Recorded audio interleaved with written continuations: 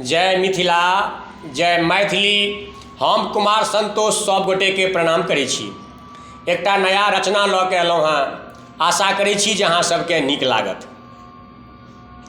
सतत प्रयास में लागल रहू मिथिला के कल्याणक लेल, धिया पुता जुन रहै बिहारी, नहीं रहै कतौ बनि के बकलेल।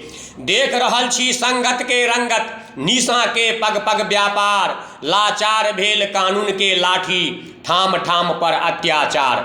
नवयुवकक पथहीन मुहिमसँ दिशाहीन पथ मोड़ लऽ रहल अछि, अपन संस्कृति अपन सभ्यता नशा पीब दिग्भ्रमित भऽ रहल अछि।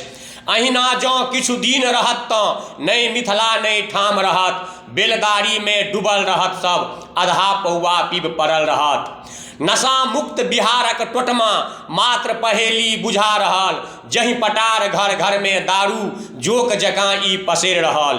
रोकू एकरा, खोलू आँखि, उड़ैसँ पहिने काटू पैख, मिथिला के संस्कार बचाबू, जागू मिथिला मैथिल जागू।